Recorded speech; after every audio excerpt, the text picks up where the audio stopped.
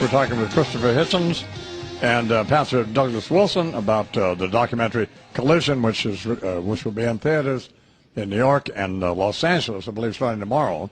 And the DVD available. You can get it at Amazon now. You can pre-order, and it'll be available on Friday, something like that. Talking about, and the fundamental discussion is there a God or isn't there? And Mr. Hitchens thinks there is not, and Pastor Wilson thinks there is. And I was fascinated and tried to understand, is Christianity good for the world? The book you wrote about how you about how people know to be good or bad. Start with you, Christopher. I had a debate last week in London with the Catholic Archbishop of Nigeria. Why am I telling you this? Because his family was converted to Christianity, I think, in his father's generation. But in the course of the debate, he made a very interesting admission. He said, I now know that the Ten Commandments are in the Bible, but in my village we all knew what not to do and what was right and what was wrong before we got the Bible. And someone from the audience shouted, and I said, well, you just made a very good point, but it was against yourself. We maintain, secular atheist humanists, that knowledge of right and wrong, morality, is innate in people. No one needs to be told certain things. Right. And we don't know of any society anywhere that has ever valued murder, theft, and perjury as virtues. They wouldn't succeed if they did. They couldn't have evolved if they thought that. No. So Christianity gets such morality as it claims to have from humans. And then it tells them to do wicked things. I mean, the Bible enjoins the same people to whom the Ten Commandments are given are ordered to slaughter all their enemies and all their enemies' children, and to enslave them, and to steal their land and take their property. Now, that's actually wicked preaching. So you're better off without religion if you want to be serious about morality. And you say? Christopher uses words like wicked, and I don't know where he's getting them. The problem is, if you say that morality is innate in human beings, which I agree with, it's innate because God put it there, right? But if we lived in the kind of world that Christopher says we live in, where we evolved up out of the primordial goo, and we're evolving into some critter that's way beyond us, as far away from us as we are from crustaceans, if we have morality that's innate in us, on those terms, then there's nothing fixed about it. There's no reason why our morality wouldn't continue to evolve along with the rest of us. So you can't say that the universe is blind, aimless, chaotic, and then there is this innate sense of morality to which we must all defer. So my point and our point is not that atheists don't know what morality is. They most certainly do.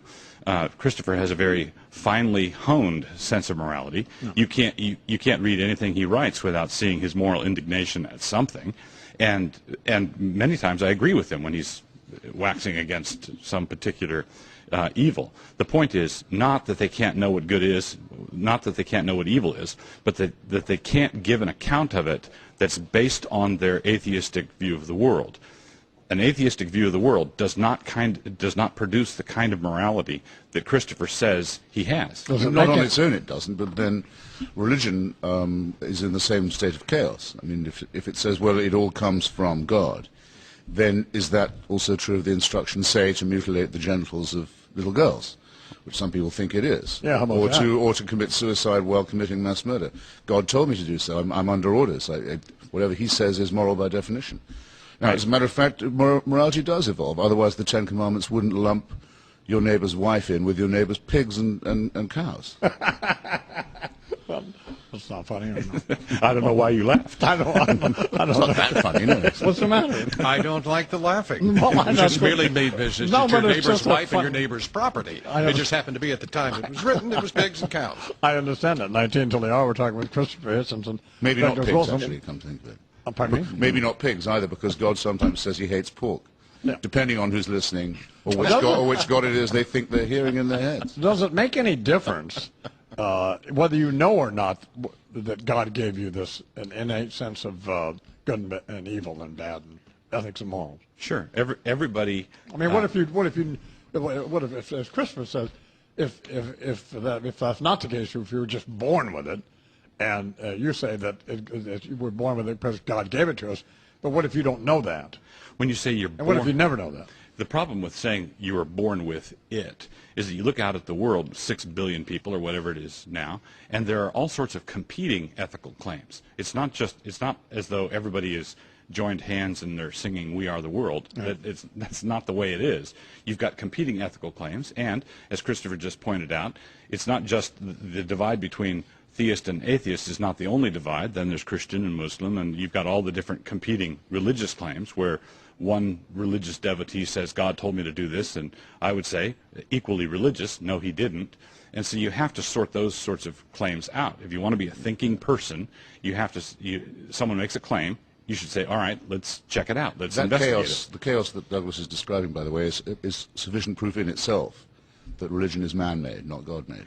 No. Religion looks exactly as it would look if it had been made up by a human species that's only one half chromosome away from chimpanzees. Or it looks exactly the way it would look if man rebelled against God, as the Christian says he did. It is 17 till the hour. We're talking with Christopher Hitchens and Douglas Wilson, who have gone around the country debating this, right?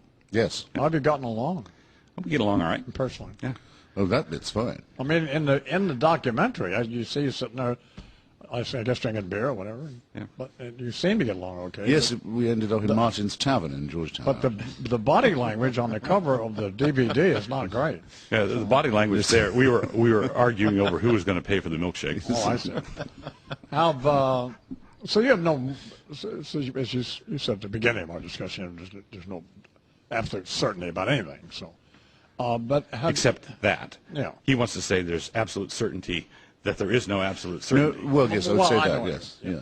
But have either one of you just, in a quiet moment to yourself thought, well, no, that's not a bad point, but at the other hand? Oh, yeah, I think we both played off of we both learned from one another. I don't think on the fundamental issue, I don't think anybody's budged. But you can't debate this way without saying, okay, that was a nuance I hadn't picked up on before, or I need to adjust. Christopher gave an example of this where atheism is not the absolute statement that there is no God. It's the more nuanced statement that we don't have evidence sufficient to lay a claim on it. So I always think it's just me, but just better to believe in everything just in case. Well, that would be a sordid wager. I mean, that was actually proposed by the Christian philosopher Pascal. What have you got to lose? But then you'd have to assume I wouldn't know that either. Then you'd have to assume Then you'd have to assume that you could fool God, and also that God rewarded hypocrisy. No. So that always struck me as one of the cheaper arguments for belief. And when you believe everything, if you say you can't just believe everything, every competing religious claim, because they're mutually contradictory, and that's just going to land you in the soup. The original title, well, the book is titled is Christianity Good for the World. The DVD is entitled is Christianity Good for the World. Then I noticed in some places the title's changed to Is Religion Good for the World? What's the difference?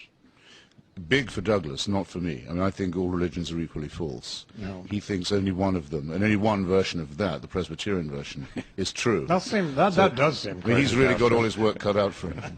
Well, it turns out that everywhere you go, there you are. Of course, you can't stop thinking what you think. You can't stop believing what you believe. If you came to the conclusion that another position were the correct one and yours was not, that's the time for an honest man to change positions. Here's another way of putting it. I always think I'm right. I don't think I'm always right, but I always think I'm right.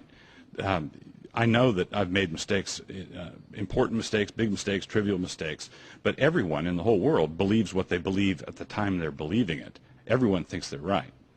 So that's not a complaint.